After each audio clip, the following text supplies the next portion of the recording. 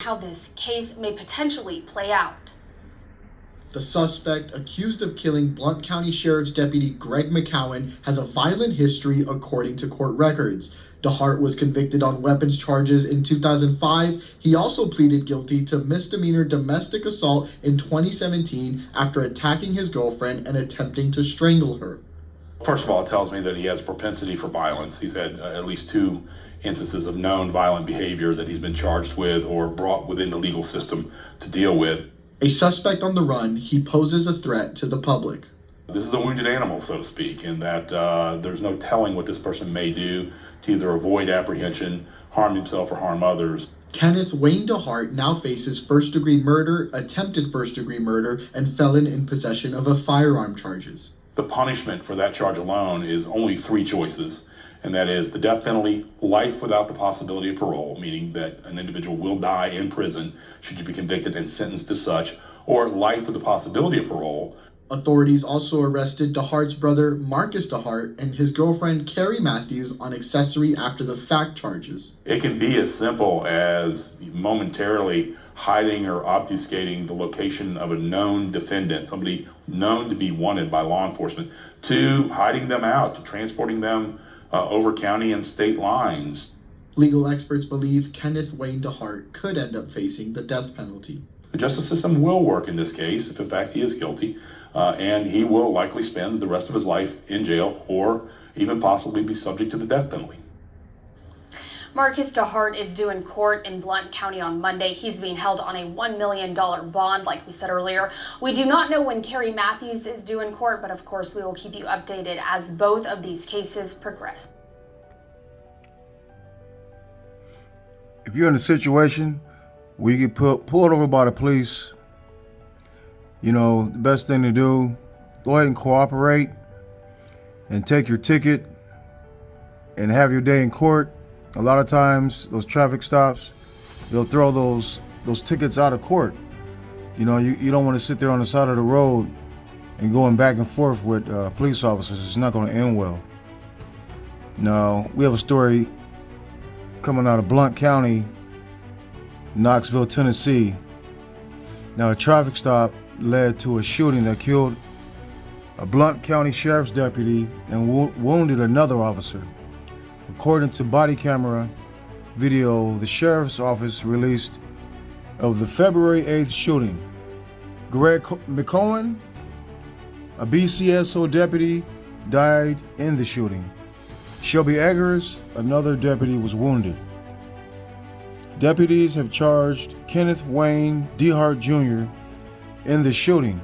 He was arrested at a home on Linden Avenue last Tuesday after nearly a 5-day manhunt. Tennessee Bureau of Investigation led the search for DeHart Jr. after the shooting and is charged with reviewing cases of misconduct by law enforcement. Well, based on looking at that video, I don't see any type of police misconduct. They gave this guy many chances. Just get out of the car. They smelled marijuana, so they had what, probable cause to search the vehicle? Man, you could have just took that ticket, go to jail, bond out, you'd have been okay. But now look what you're facing now. You're an idiot, dude. Now the body camera video shows Eggers pulled DeHart over because he was swerving into the opposite lane onto oncoming traffic. Eggers said she smelled marijuana in DeHart's car. She asked him to get out when the situation escalated. He was a danger to the public, said TBI Director David Rosh about the initial traffic stop. We're fortunate that he didn't go head on with a family and kill a family.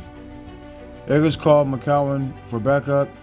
He was on scene for under 3 minutes before the shooting.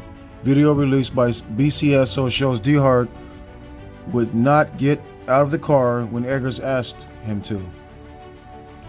It showed McCowan using his taser on DeHart. Now, the deployment of the taser was appropriate, Ross said. Deputy Eggers' traffic stop was lawful, appropriate, legal.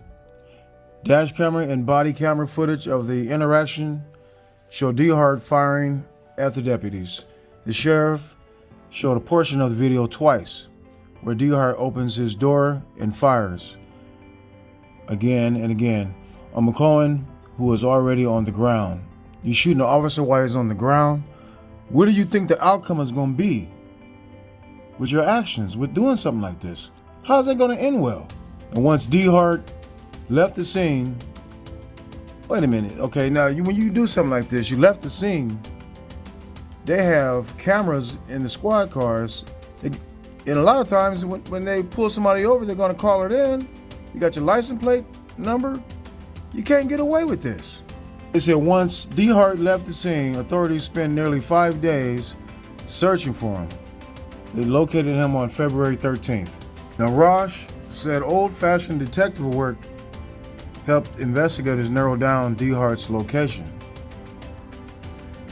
That technology has to be fed with good, actionable intelligence, Rosh said.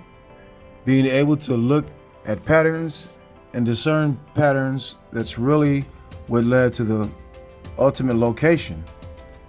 Then again, more technology, I won't go into the pinpointed location. Now, investigators are still trying to piece together all of DeHart's whereabouts during the 5-day search. Rosh said 3 people have been charged with helping DeHart after the shooting. Now, there is potential for several more to be charged. Now, Kenneth Wayne DeHart has been charged with first-degree murder, attempted first-degree murder, and felon in possession of a weapon in relation to a shooting in the 4900 block of Seaverville Road that left McCowan dead and another deputy injured on February 8th. The other deputy, identified as Shelby Eggers, was treated at UT Medical Center and released. Now, the preliminary hearing began with the public defender appointed to DeHart asking the judge to allow DeHart more time to hire an attorney. The motion to continue was denied and the hearing moved forward. During the preliminary hearing, Eggers was called to the stand. In her testimony, she went over her history with Blount County Sheriff's Office and what happened during the traffic stop on Thursday, February 8th. Now, the state then played the body cam and dash camera footage from the incident. Next, the defense questioned Eggers about the traffic stop.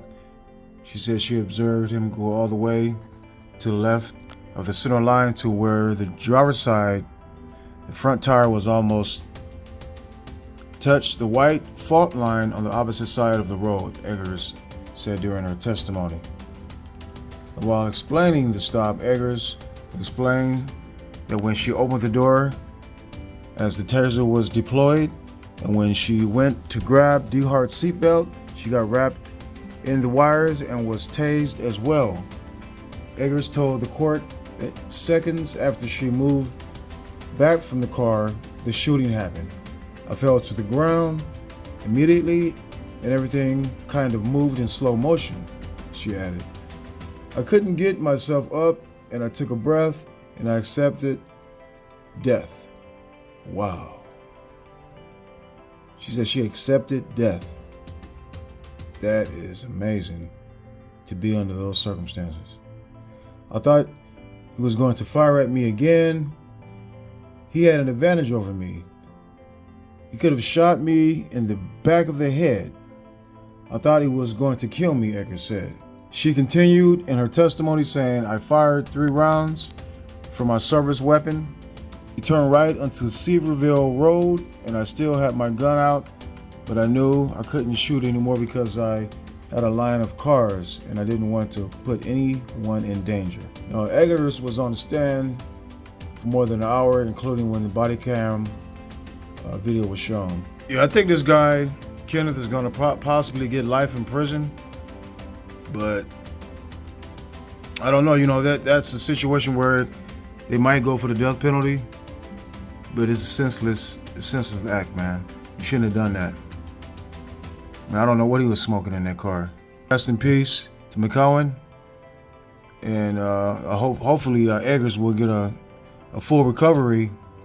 But this is a unfortunate situation, and don't try to hold court on the side of the road.